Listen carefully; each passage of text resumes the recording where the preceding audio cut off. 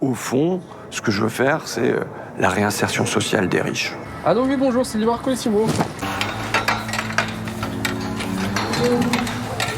Putain, j'aurais mis trop loin. Que c'est pas une question de droite ou de gauche, c'est une question de à quel point on est en haut et à quel point on est déconnecté des gens normaux, quoi. Mais vous comptez faire ça toute votre vie, au bout d'un moment, vous en avez grave marre. On fait quand même du cinéma et on voulait pas que ce soit un catalogue des métiers. On essaye toujours de mettre un peu de pétillant là-dedans et donc on attendait le bon moment. Et le bon moment, c'est la rencontre avec Sarah Salman. Et j'ai dit encore, c'était une petite matinée, là. Fallait que je bouge, fallait que je travaille. Ça me faisait tout bizarre, moi. Vous montrez des personnages qui sont heureux de travailler. Mais on a tous des copains et tout, ça les fait chier de travailler, quoi. Et il y a un rapport au travail qui est plutôt négatif.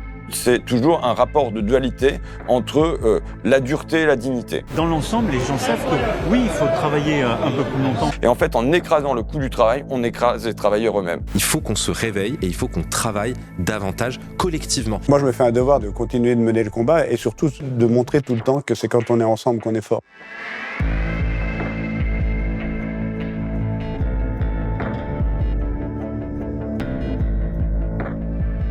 Ah, bah ça fait plaisir de vous revoir chaque année, notre petit rendez-vous, le film, etc.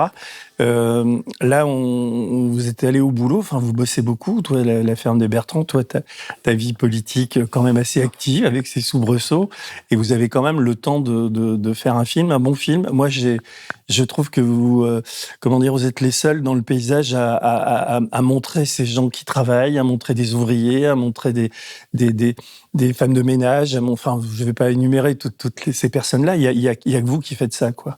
Et donc, après le film, on va en parler, on est là pour ça, quoi. Mais le film, vous servez de l'argument de cette chroniqueuse de CNews qui s'appelle Sarah Salman. Mes impôts n'ont pas à payer la médiocrité de ceux qui ne veulent rien foutre. C'est quoi? C'est un rhume, une angine, et on va pas bosser. Mais c'est quoi ces gens qui foutent rien? C'est quoi ces glandus, ces assistés, ces feignasses? Quand je suis entré à l'Assemblée nationale, j'ai déposé des amendements Vie ma vie, tous azimuts. Je disais au ministre de l'Éducation d'aller en collège REP d'abord. Je disais au ministre de la Santé d'aller en EHPAD d'abord. Je disais au ministre de la Justice d'aller en prison d'abord, toujours comme stagiaire.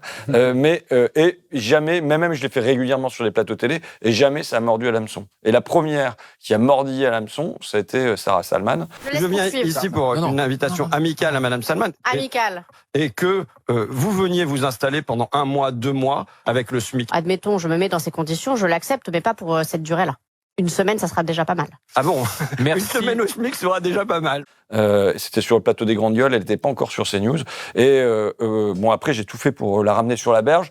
Je suis, comme un chien qui est tout content, qui ramène un nonos à son maître. Je l'ai ramené à Gilles, mais Gilles qui regardait le nonos en disant « Ouais, bof, je sais pas si j'allais le mordiller, celui-là. » Déjà, moi, je la connaissais pas. Je sais pas si toi, tu la connaissais, mais moi, je la connaissais pas. J'avais repéré. Et c'est vrai que quand François me dit « Il y a Sarah Salman », je vais voir sur les réseaux sociaux, je vois cette femme, cette chroniqueuse. J'étais persuadé que le procédé qu'on voulait utiliser pour raconter notre histoire était bon, de gérer des contraires comme ça, de l'emmener au boulot, etc. Mais par contre, je me sentais pas capable de la supporter. Donc voilà, c'était ça ma réticence. Mais sinon, j'ai pas résisté bien longtemps. Moi, je vous envoyais un SMS. C'est vrai que par moments, je suis comme tout le monde. Il y a des scènes où je suis vraiment ému, quoi, de la voir. Quand elle pleure dans les bras de cette femme de ménage, enfin cette assistante de vie, c'est pas fin, quoi. Enfin, je veux dire, elle est réellement elle-même. T'as l'impression que c'est Martine qui découvre le monde, quoi. Enfin, tu sais. Mais alors après, c'est très particulier, mais on en parlera de la fin du film parce qu'il y a quelque chose qui m'échappe complètement et qui vous échappe. J'ai l'impression, quoi. Mais pour revenir à votre entente à tous les deux, au départ, c'était pas évident. Toi, t'y croyais pas trop, quoi, à son histoire. On avait le film avant Sarah Salman, parce que on savait le film qu'on voulait faire, qui était plutôt notre France, une espèce d'errance dans notre France, c'est-à-dire une France humaine, fraternelle, une France du travail, une France populaire, et qui était en fait ancrée dans le mouvement des retraites. C'est à ce moment-là qu'on veut faire un film.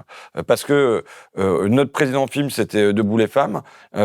C'était sur le temps du Covid. Et il y avait le président de la République qui a dit il faudra se rappeler que notre pays tout entier repose aujourd'hui sur ces femmes et ces hommes que nos économies reconnaissent et rémunèrent si mal. Et à la place de la reconnaissance et de la rémunération, il y a eu au contraire la double peine, l'inflation qui est venue gréver les petits salaires et la retraite à 64 ans qui pèse d'autant plus sur les métiers physiques populaires. Et donc, nous, on se dit on veut pas les oublier. On veut refaire un film sur la deuxième ligne, sur les essentiels, sur les invisibles. On veut retourner au C'est un road movie, un truc comme ça. Ouais. Comme on fait souvent un Jeu du Soleil, Jeu du c'est Soleil, déjà un road movie. Dans Debout les femmes, on suit une mission parlementaire qui amène un côté road movie aussi. Et là, il y avait, on voulait faire une errance dans notre France. Et en même temps, on butait parce que on savait que un film de Ruffin et Perret sur les ouvriers, les employés. Ouais, c'est attendu. Quoi. Ouais, ça manque d'originalité. Mais vous aviez commencé à tourner déjà ou Non, pas du tout. On s'était vu plusieurs fois pour préparer ce film. On n'avait jamais le bon déclic, le bon moyen cinématographique, parce qu'on fait quand même du cinéma. Et on voulait pas que ce soit un catalogue des métiers. On voulait pas que ce soit quelque chose de rébarbatif. On essaye toujours de mettre un peu de pétillant là-dedans. Et donc, on attendait le bon moment. Et le bon moment, c'est la rencontre avec Sarah Salman. Parce que comment vous faites quand vous fabriquez vos films? Est-ce que vous scénarisez? On non, mais n'écrit rien. tu dis vous improvisez, c'est pas vrai. Non, on n'écrit rien. On n'écrit rien. C'est vrai? Non, Ah oui. rien.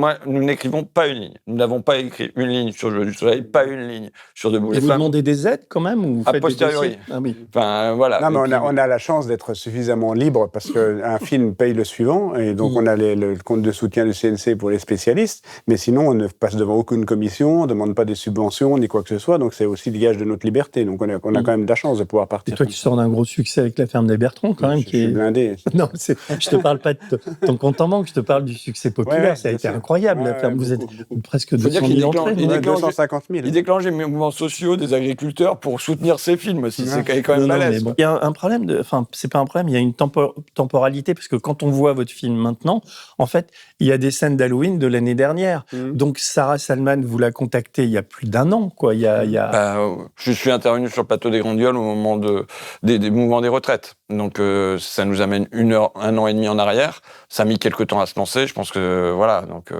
Et la séparation s'opère quand? je sais pas. Fin d'année dernière, Janvier, février, peut-être. Ouais, ou avant. Ouais, je sais J'ai plus. Parce que, mettons, je mets les pieds dans le plat tout de suite, parce que vous faites ce road movie, vous allez voir des gens avec elle, vous la trimballez partout. Et donc, il y a l'idée, je sais pas si vous êtes sincère ou si François était sincère dans ta volonté de la faire changer, si tu y crois vraiment.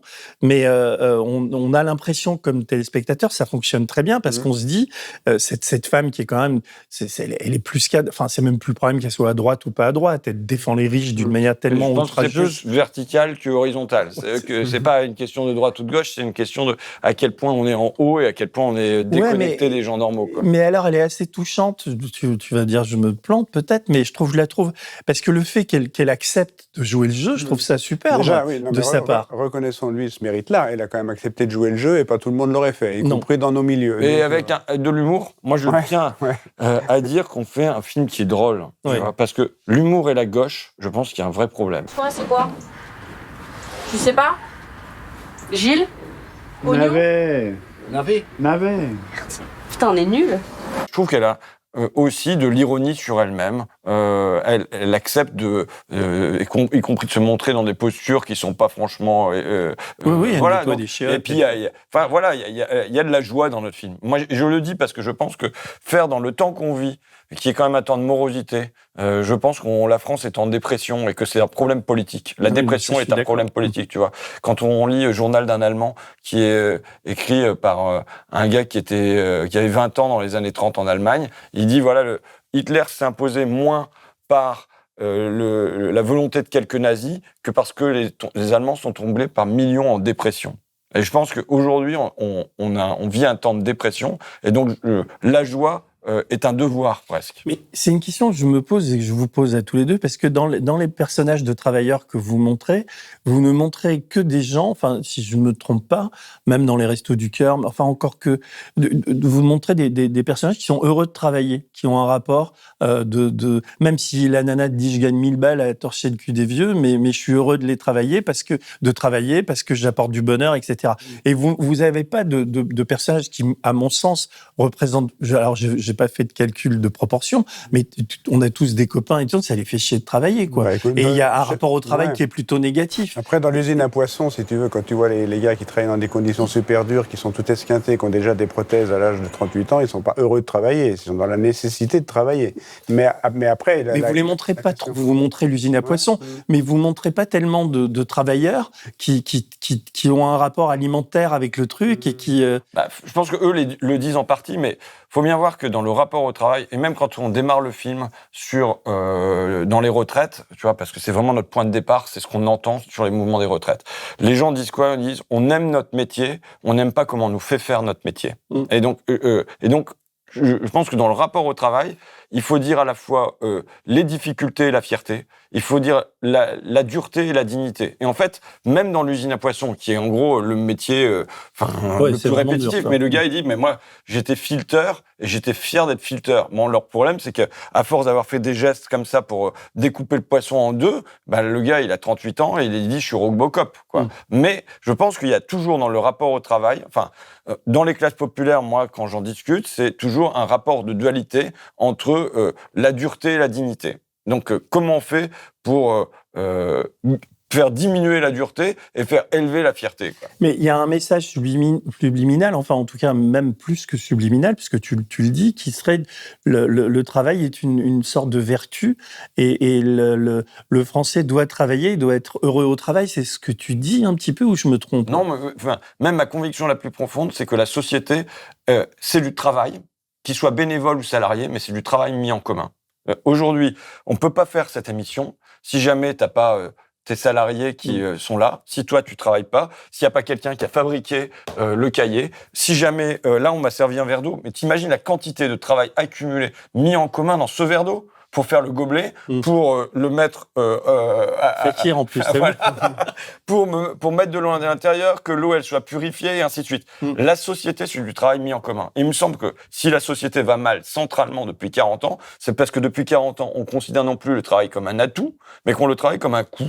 On le considère comme un coût qui a diminué, comme un coût qui a écrasé. Et en fait, en écrasant le coût du travail, on écrase les travailleurs eux-mêmes. Mais moi, ma conviction profonde, c'est que la société, c'est du travail, je le redis, salarié ou bénévole, mais c'est du travail qui est mis en commun. Mais est-ce que vous avez la même vision de ce que doit être le travail? Est-ce qu'il y a des divergences entre vous? Est-ce que toi, par moment, tu lui dis, mais je sais pas, dans le casting, par exemple, est-ce que vous aviez d'autres personnages à montrer?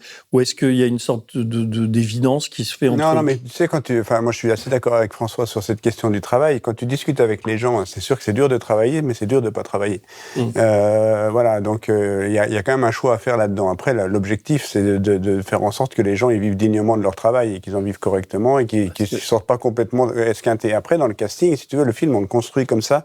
On commence à déminer l'histoire. Elle prend position sur son plateau du haut de sa suffisance. Comme quoi, Sarah Salman, que 1 300 €, c'est déjà pas mal. Je sais pas pourquoi les gens... C'est feignasse. Et donc, on commence à aller dans cette usine à poissons, on commence à aller avec Luisa, qui est auxiliaire de vie sociale, qui gagne 1 000 € par mois. Enfin bon. Et tout ça, finalement, en très peu de temps, ces préjugés sont déminés. Sur la question des 1 300 €, 4 heures dans l'usine à poissons, elle était la retraite à 64 ans, elle voulait plus en entendre parler. 1 300 €, effectivement, ça suffit pas. Donc, c'était facile. Sauf que dans l'usine à poissons, une séquence qui est pas dedans, les salariés qui sont autour de la table dans la salle de pause, elle leur dit, ouais, mais vous, ça va, c'est pas vous que je jugeais, mais c'est les assistés. Ce sont les assistés, tous ceux qui veulent pas lever leurs fesses du canapé, quoi. Et là, tout le monde autour de la table dit, ah oui, les assistés. Donc, ça veut dire que cette question de l'assistanat a gangréné depuis longtemps, y compris les classes populaires. C'est pas seulement les préjugés de Sarah Salman. Et donc, du coup, on construit le film comme ça en se disant, aïe, là, il y a problème, parce que cette question-là, elle est quand même génératrice d'un vote RN énorme. Et donc, on va aller déminer ça. Donc, on va au secours populaire, donc on va au territoire zéro chômeur. Voilà comment on construit le film, pas forcément focalisé que sur le travail, mais pour déminer les a priori sur le travail et sur les assistés que peut avoir Sarah Salman et les gens en général. Est-ce que vous la sentiez, parce qu'on a l'impression que même ses valeurs, elle prend conscience d'un certain nombre de choses, ça a l'air vrai, ça. Oui, mais je pense qu'elle évolue au fil du film, sachant que moi, c'est pas mon sujet. Mais je sais, c'est ce que tu dis, mais en même temps, je vais vous dire quelque chose. Moi, en tant que spectateur du film et qui a plutôt de la tendresse pour vous et qui aime vos films, etc., à un moment donné, je me suis dit, mais il y a une arnaque à la fin, quoi. Parce que à la fin du film, qui est très joyeuse, hein, vous dressez à une table, il y a une sorte de mini-festival de Cannes. Non, mais tout ça... Censure. Mais tu sais, parce que tu construis entendez-moi bien là, tu construis toute une narration autour de ce personnage, et à la fin, par une sorte de pirouette, tu nous dis, enfin, je sais plus en voix off si c'est toi ou, et tu nous dis, non mais bon, on s'est fâché à cause elle a dit des horreurs sur la Palestine, donc on a plus besoin d'elle, etc. Mais toi, en tant que spectateur du film, même si t'es content d'avoir fait ce voyage avec vous, tu t'es hyper frustré, quoi, parce que tu te dis, mais attends, mais pourquoi ils nous construisent une narration pendant 1h20 minutes, et puis pour nous dire, non mais allez vous faire voir ailleurs, nous on a décidé de l'écarter, etc. Je suis pas d'accord avec toi sur la méthode narrative, dans le sens où on avait à peu près fini notre histoire avec elle, puisqu'on avait déminé ce qu'on voulait déminer, et que finalement on arrive quand même au bout d'un processus, et que a priori, enfin tu l'as vu comme ça, je respecte, mais c'est vrai qu'on a vu 15 000 spectateurs dans les salles de cinéma, on nous a pas souvent fait ce type de réflexion. Le film a un gros succès, je suis vraiment content, les salles sont pleines. Mais non, mais si sur cette question-là, il y avait un moment donné où on avançait étape par étape avec elle, et il t'aura pas échappé qu'il y a eu le 7 octobre, qu'on commence quand même avec Sarah Salman, le projet de film et le travail sur RMC. Elle a des prises de position qui sont des prises de position sur le côté social, qui sont des prises de position qui nous intéressent parce qu'on veut combattre ces prises de position. Et après, alors qu'on tournait un film qu'on revendique comme humaniste, proche des gens, parce qu'il y a beaucoup d'humanité, on pleure aussi dans le film et tout ça, on avait une Sarah Salman qui était sympa avec les gens sur le terrain, mais après, elle avait aussi des propos qui étaient sans aucune compassion pour les enfants de Gaza, des choses comme ça. Donc on pouvait pas faire un film humaniste là, en France, en tournant notre espèce de road movie, et puis quand on allume la télé, entendre des propos qui sont inacceptables. Donc du coup, il y a un moment donné, on a dit, bon, on va arrêter avec toi, c'est plus possible. C'était ça ma question sur la temporalité, parce que, en fait, quand vous avez démarré le film avec elle, il n'y avait pas eu encore le 7 octobre. Non, non. Ah ouais, mais elle tenait déjà, dès après le 7 octobre, elle tenait déjà des propos pro-israéliens qui étaient, que ce soit pro-israélien, c'est pas le problème, mais qu'il ait aucune compassion pour les victimes de Gaza. Elle l'a pas fait qu'une fois, elle l'a fait plusieurs fois. Et c'est vraiment ça qui a été déterminant pour vous, quoi. Dans la relation qu'on avait en off avec elle, c'était quand même quelque chose qui faisait plus que crisper. Tu vois, je trouve que sur le terrain du social, on est habitué à une lutte des classes, la bourgeoisie, le prolétariat, on fait avec en démocratie depuis un siècle et demi. Il y a des aspects qui deviennent beaucoup plus tendus, tu vois, dans les discussions, et on voit que ça peut amener à une certaine forme de folie dans la société française. Tu vois, donc c'est ce qu'on a éprouvé.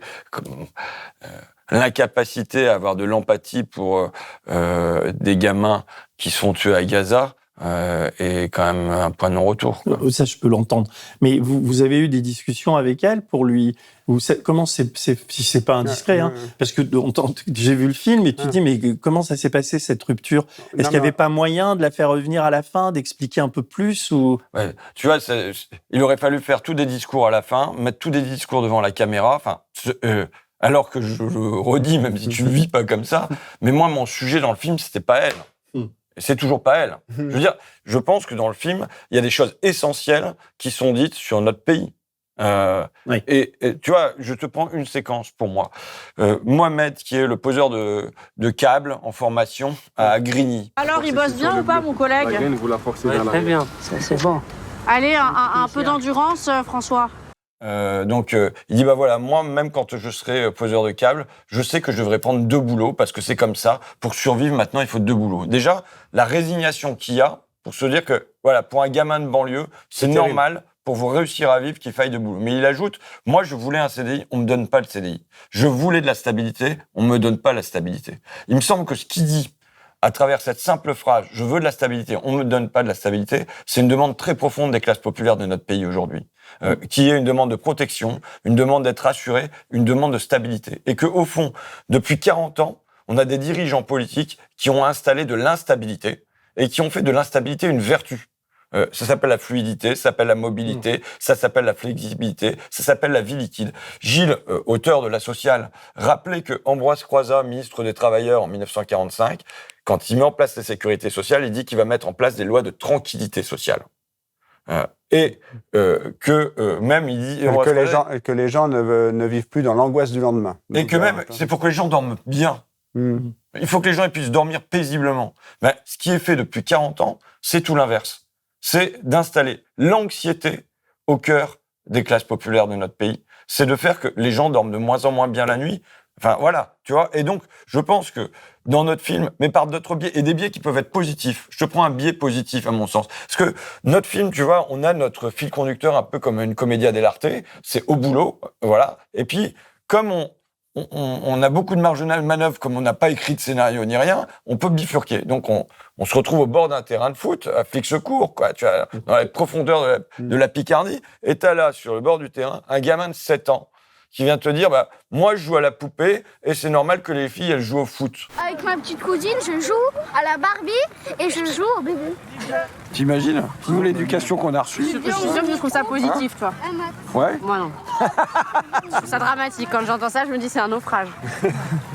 Et il te dit, c'est l'égalité homme-femme. Il vient expliquer ça à un homme de 7 ans. T'imagines ce que ça veut dire en termes d'évolution sociologique de notre pays pour que ça soit acquis au fin fond de la Picardie par un gamin de 7 ans. Et là, il faut dire merci aux enseignants. Et je pense que notre film, au fond, il dresse un portrait d'une France populaire, tu vois, qu'on voit rarement. Enfin, ce que raconte Louisa, auxiliaire de vie, sur son métier, à la fois son immense sentiment d'utilité, sa grande fierté de venir en aide aux personnes âgées, et en même temps, la manière dont la société la traite, elle. Combien de films de cinéma font ça aujourd'hui? Et pareil pour, tu vois, dans les biais qu'on s'autorise comme ça dans notre quête à la rencontre, on pousse la porte d'un restaurant et on se retrouve avec Haroun, qui est un cuisinier afghan, qui explique son parcours de vie. On lui consacre je ne sais pas combien de minutes qui fait ça aujourd'hui, et il explique qu'il a traversé 11 frontières, qu'il a réussi à construire sa vie, qu'il a rencontré la mère de ses enfants, et puis finalement, par le travail, il s'est intégré, et puis maintenant, il a quand même un poste comme responsable de cuisine, et il espère devenir chef de la cuisine. Il a toujours pas ses papiers? Et avec tout son... Il a eu ses papiers. Il m'a dit, je suis content, même. Ouais. Et donc, du coup, donc ce petit moment-là, eh ben, finalement, c'est une magnifique réponse à Retailleau, à Bardella et toute la clique. Parce qu'il vient faire de la ficelle picarde, le gars a traversé 11 frontières depuis l'Afghanistan pour venir faire des ficelles picardes sur le Kébélu-Amiens, c'est quand même pas rien. Donc toi, c'est pour dire aussi que dans le film, parce que c'est vrai qu'on focalisait un peu sur Sarah Salman, mais elle disparaît petit à petit au cours du film, donc je trouve que sa disparition n'est pas si brutale. Vous savez si elle l'a vu? Oui, bien sûr. On avait 2 conditions pour que, avec elle. Il y avait une première condition qui était qu'elle pouvait voir le film, et elle nous a dit ce qu'elle en pensait en bien, en mal, et on n'avait pas à en tenir compte, on n'en a pas tenu compte. Et le deuxième truc, c'est qu'elle voulait organiser une projection pour ses amis. Donc les 2 conditions étaient remplies. C'était les seules conditions. Et elle est plutôt heureuse. Je pense qu'elle est contente du film. Je veux dire qu'elle voit des moments où elle aime pas, mais elle voit en même temps.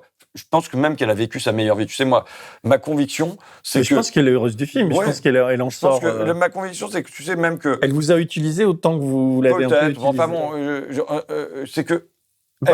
moi, ce qui me marque, tu vois, parce que on essaye de faire...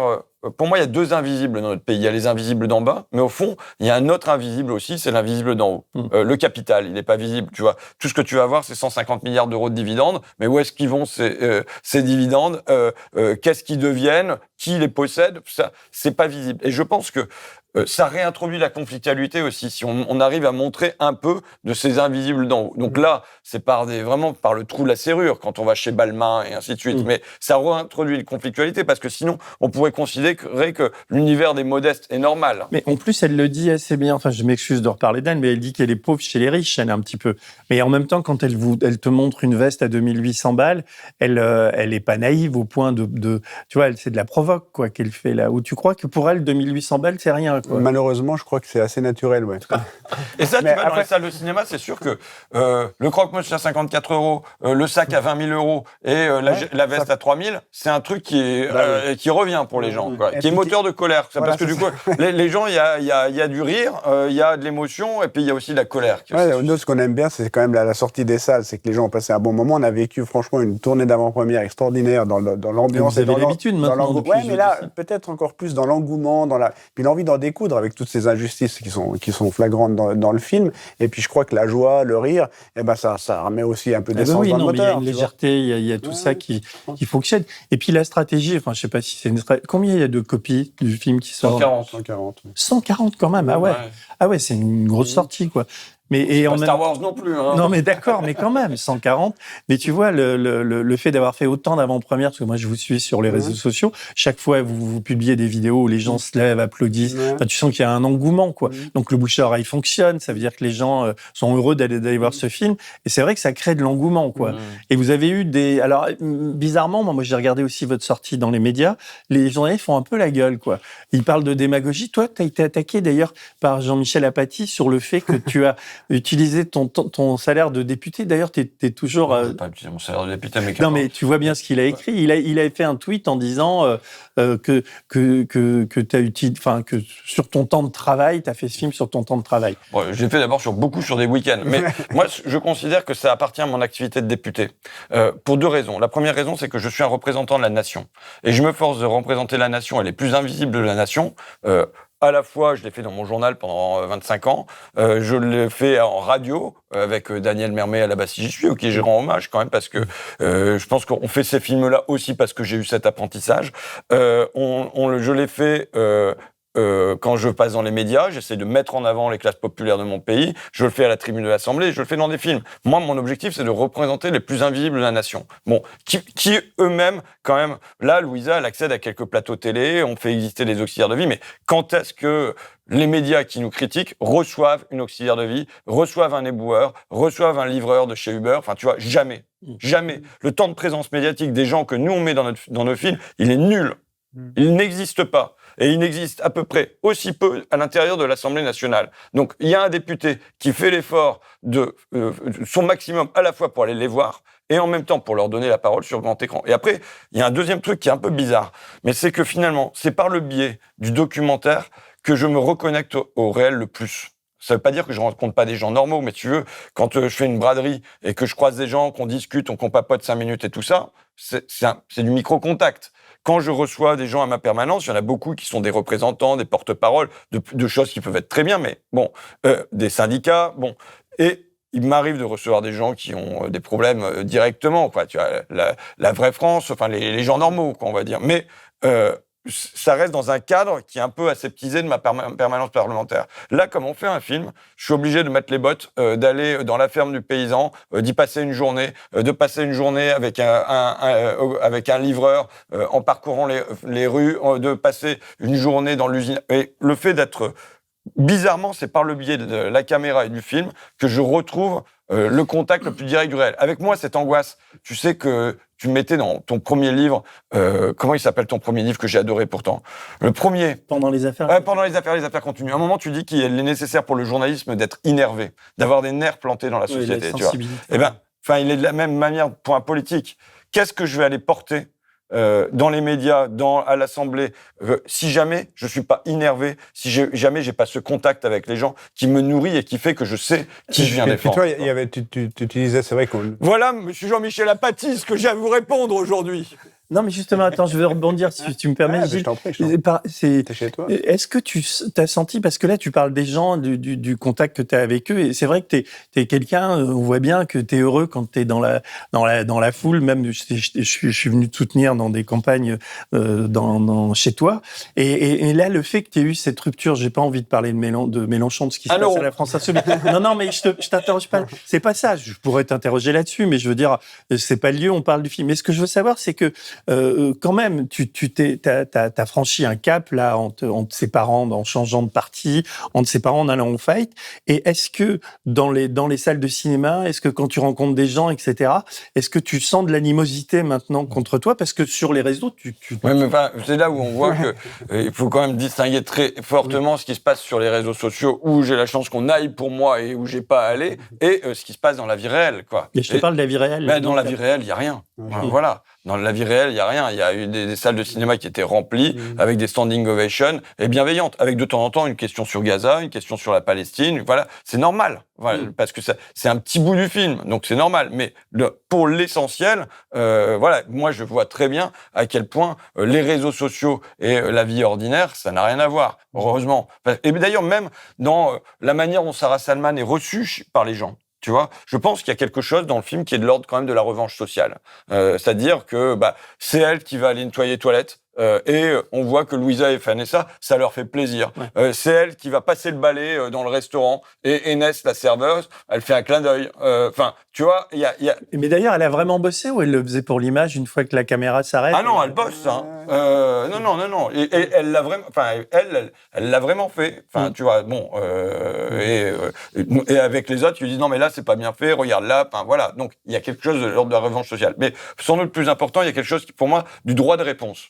On a des gens qui sont parlés plus qu'ils ne parlent. Ils sont parlés par le politique, ils sont parlés par les médias. Et là, c'est comme si, tu sais, dans La Rose pourpre du Caire, Woody Allen, il fait sortir Mia Farrow de l'écran et elle vient dans la salle. Ben là, il y a quelque chose qui est de l'ordre, un peu la même chose. On a une chroniqueuse de plateau télé, hop, on la fait sortir de l'écran et on la ramène d'égal à égal. Elle descend de son piédestal et elle se retrouve face aux gens qu'elle a insultés et qui lui disent mais comment tu peux parler de nous comme ça? Tu connais rien de nos vies. Elle dit ouais, bah oui, c'est pas faux. Mais ils lui disent avec fermeté, mais avec bienveillance, quelque part. C'est-à-dire, et là aussi, je te fais la distinction entre les réseaux sociaux et la vie où les gens ils passent pas leur temps à s'injurier, à s'insulter. Oui, mais là, quand même là c'est pas les réseaux sociaux il y a une sorte d'opposition qui s'est créée entre les campagnes et les banlieues. Enfin peut-être qu'on t'a mis dans un combat qui te plaît pas beaucoup, mais tu vois bien il y a là le film est plutôt un film des campagnes que des banlieues. Bah non, je crois pas. Bah non. Enfin, si tu regardes en temps cumulé, non. Non, mais si tu regardes Louisa, elle est dans une banlieue à Saint-Étienne. On a Amine qui vient des banlieues de Saint-Étienne et qui nous livre partout à Lyon. Enfin voilà, on va dans le centre de formation à Grigny. Enfin, nous, même, je veux te dire, dans la démarche qui est la nôtre, je fais un manifeste politique aussi. J'ai pas envie de le dire. On fait un film qui est pas un film de discours, jamais. On a jamais mis. On fait la chasse. Nous, on fait pas des économistes, des sociologues, des politistes à l'intérieur de nos films. Tu vois, c'est l'émotion qui doit prendre le dessus. Mais pour moi, c'est un film politique. Je pense qu'il nous faut une gauche joyeuse et généreuse. Je la montre. Tu vois, je la fais vivre à l'écran. Je pense qu'il nous faut maintenant une France humaine et fraternelle, rassemblée, que ça soit en banlieue à Grigny ou dans le Morvan, avec Louisa dans sa tenue traditionnelle algérienne ou Élie, le paysan du Morvan. Et on monte une France humaine, fraternelle, rassemblée. Bon. Et enfin, ma conviction, c'est que de la même manière que le Parti communiste d'après-guerre avait héroïsé les mineurs de fond et les métallos en disant c'est vous qui reconstruisez le pays, la gauche d'aujourd'hui, elle doit héroïser le cariste, le manutentionnaire, l'auxiliaire de vie, la caissière, en disant c'est vous qui tenez le pays debout. Pas seulement en disant le SMIC à 1 600 €, mais en donnant des noms, des prénoms, des noms de lieux, des noms de métiers, des conditions de travail particulières, de manière à ce que les gens se sentent incarnés, représentés, et qu'ils disent c'est la gauche qui parle de moi, je vais voter à gauche, à terme, tu vois. Et donc, finalement, sans le dire comme ça dans le film, je passe de la critique ou un peu fatigué, j'ai dit pendant des années, voilà ce qu'il nous faudrait faire, à le faire. J'ai connu ta période, t'en avais marre, où tu disais je sers à rien à l'Assemblée, enfin, etc. J'ai connu ta période où qui est récurrente, hein. C'est pas une période, c'est des périodes. Non, mais quand même, t'as vu ce qu'on a subi avec la dissolution, on a échappé de peu au Rassemblement national, etc. Il y a des bouleversements comme ça autour de nous. Et toi, comment là, c'est c'est aux politiques aussi que je parle. Est-ce que t'as une sorte d'angoisse qui monte parce que c'est bien beau de dire il faut amener de la joie, il faut amener de la gauche, etc. Mais tu vois bien que les médias, enfin, tu vois bien le paysage comme il a évolué, quoi. Et tu peux répéter ça, mais à un moment donné... C'est la phrase de Gramsci qui dit qu'il nous faut allier le pessimisme de la lucidité et l'optimisme de la volonté. Les raisons d'être inquiet aujourd'hui sont multiples. Si tu regardes ce qui se passe en Espagne, les conséquences du réchauffement climatique qui ne sont pas prises au sérieux et une non-transformation de l'économie. Enfin, je veux dire, tu as des dizaines de raisons d'être inquiet. Bon, qu'est-ce qu'on fait face à ça? Est-ce qu'on fait une dépression ou bien est-ce que on dit allez, on y retourne, quoi? Et toi, ton engagement, tu as fait quand même beaucoup de films. Je parle pas de la fiction, mais même la fiction, c'est un film très politique, quoi. Comment tu vis, toi, cette dissolution, ces bouleversements politiques, et ta place de documentariste ou de cinéaste dans ce paysage-là? Comment ça te fait bouger? Quel espoir ou quel désespoir moi, je veux te dire, moi, ça m'affole terriblement, mais en même temps, je me fais toujours un devoir de représenter ces classes populaires et ces gens, leur redonner de la dignité, de leur redonner de la place sur les écrans, et aussi de continuer la bataille, parce que j'ai eu quand même la chance de faire beaucoup de films sur la résistance, de passer beaucoup de temps avec Raymond Aubrac, avec Stéphane Hessel, Daniel Cordier, Walter. Avec Léon Landini, bien sûr. Et donc, on l'a retrouvé, t'as vu ? Ouais, j'ai vu, c'est chouette. Et eux étaient certainement les plus grands optimistes, parce que la situation en 44, elle était encore pire que nous, quoi.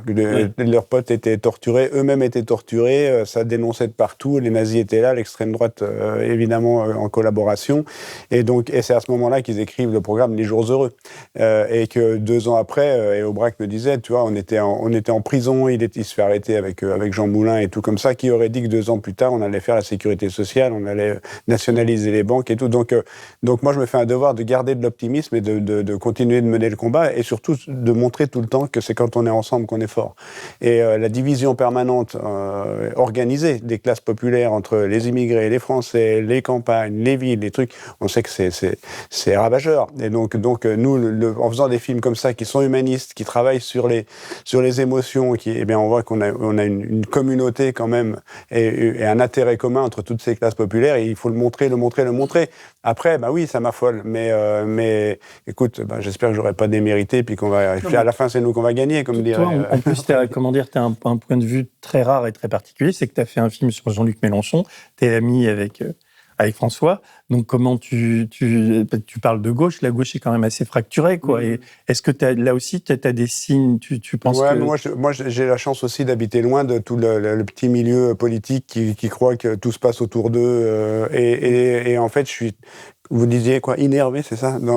Là où j'habite, tout le monde ne pense pas la même chose et tout. Et franchement, l'histoire, par exemple, entre Jean-Luc et François, il y en a qui disent il a bien fait, il n'a pas bien fait, enfin tout ça, mais en tout cas, franchement, ça. Et je te parle de gens qui votent à gauche, mais ils s'en foutent un peu, quoi. Alors moi, voilà, François, c'est un ami de longue date, j'ai fait le film avec Mélenchon et je en suis très reconnaissant, parce que franchement, j'avais fait ce film dans des conditions qui étaient très beau inespérées. Oui, et puis en plus avec une image de fin formidable. Et puis une liberté totale. Qui aujourd'hui peut faire un film politique avec cette liberté où Jean-Luc Mélenchon m'avait même pas demandé de regarder le film avant qu'il soit diffusé. Donc voilà, moi j'en suis là, et puis moi je fais des films. Parce que moi je regardais le film avant qu'il soit diffusé.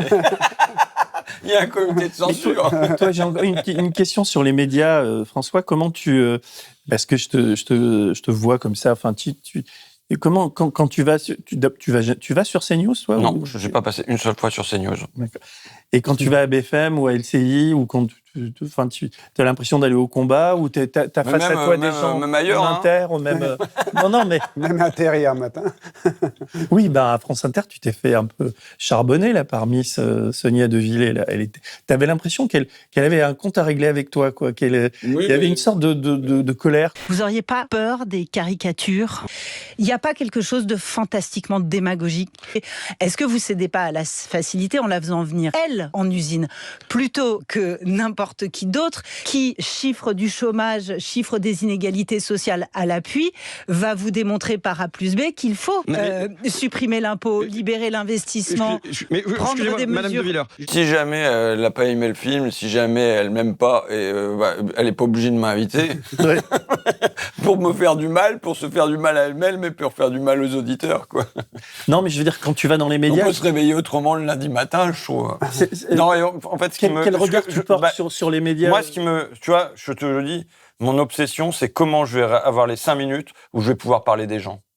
Tu vois, et où je vais pouvoir défendre des voix, des vies, des visages. Et en fait, ce qui me navre le plus hier matin, pour prendre cet exemple très concret, sur Inter, c'est pas qu'elle m'attaque, mais c'est qu'elle me passe 9 minutes sur Salman, et 0 sur Louisa, 0 sur Sylvain, 0 sur Mohamed, 0 sur Haroun. Enfin, c'est comme si tous ces gens-là, qui déjà n'existent pas, tu vois, enfin, c'est une espèce de négation. De la même manière que quand tu lis les Mémoires de Saint-Simon, tu vois que ça fait des centaines de pages, il n'y a pas un mot sur les paysans, tout est sur les aristocrates de la cour à Versailles. Quand je regarde l'actualité, les médias, j'ai l'impression que c'est pareil. C'est la vie des grands qui efface la vie des gens. Et c'est en fait, mon combat, c'est de les faire rentrer. Et quand je fais un film, ou quand je produis un livre, c'est aussi pour déplacer le débat sur mon terrain. Tu vois, si je fais un livre sur le mal-travail, je sais quand je vais être invité sur BFM, je vais pouvoir passer 5 minutes sur le mal-travail. sur le fait que les inaptitudes sont passées de 50 000 inaptitudes par an à 100 000 en 10 ans. T'imagines? Ça veut dire que les gens, il y a 100 000 personnes qui, tous les ans, vont à Pôle emploi parce qu'ils sont brisés physiquement ou psychiquement par le travail. Et puis les burn-out qui augmentent. C'est dedans, c'est psychique, tu vois. Mais pour faire bref, sur les 100 000, tu en as la moitié, c'est les troubles musculo-squelettiques, l'autre, c'est les troubles psychiques liés au travail. Bon, 100 000, c'est comme si l'industrie automobile disparaissait tous les ans. Et dans le silence. C'est la poussière d'humain mise sur le tapis. Bah, évidemment, quand je fais un bouquin là-dessus, je me dis, bon, je vais pouvoir y aller et parler de ça. Et pas parler des querelles. Est-ce que tu sens que dans cet univers médiatique, est-ce que tu le sens évoluer? Est-ce qu'il est le même qu'il y a 5 ans? Parce qu'on voit bien qu'on est dans une novlangue. Là, aujourd'hui, tout le monde est d'extrême gauche, il n'y a plus de gauche. Toi, tu parles de la gauche. Mais tu vois bien qu'il y a des glissements sémantiques en permanence, quoi. Oui, après, moi, par rapport à quand j'ai écrit mon bouquin sur les petits soldats du journalisme, parce qu'il était un moment où j'ai passé des années à écrire sur les médias, et aujourd'hui, je veux dire, il est évident que notamment Bolloré contribue à droitiser le champ médiatique, pas seulement lui, mais comme ça marche, sa télé, ça produit un effet d'imitation et ça fait tomber des dominos par derrière. Bon, et puis ça s'appuie évidemment sur un Rassemblement national qui est le premier parti du pays. Donc voilà, il y a quelque chose là-dessus. Maintenant, en termes de liberté, je trouve que les réseaux sociaux, ce que vous faites, et ainsi de suite, ça ouvre des bulles d'expression qui n'existaient pas il y a 25 ans. Enfin, quand on me dépeint, ah, mais qu'est-ce que c'était bien, au moins, il n'y avait pas n'importe quoi qui se racontait, tout ça. Enfin, je me souviens de la fin des années 90, quand même, où, quand tu voulais faire du journalisme en sortant d'une école avec une liberté d'expression et tout ça, fallait que tu crées ton journal. C'était la galère.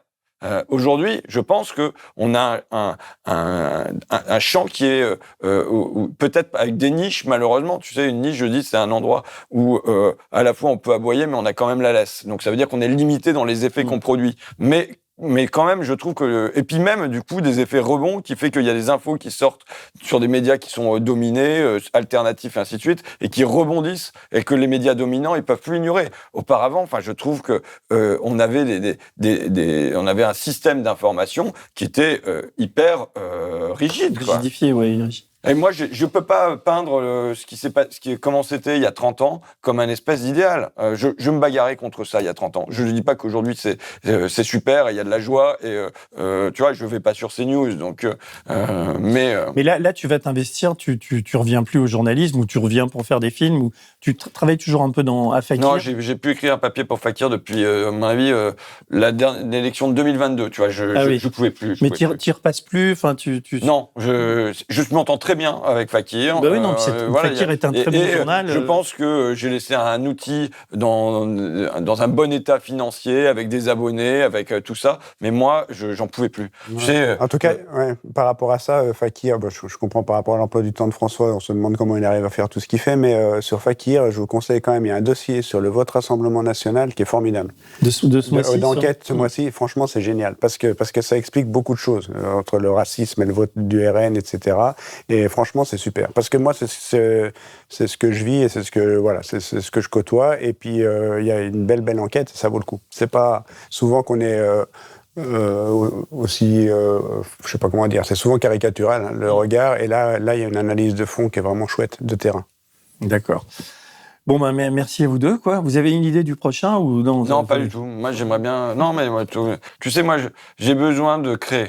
Et je dirais que d'écrire aussi, créer, soit écrire, soit mais malheureusement je suis inapte à écrire des fictions. Donc bon.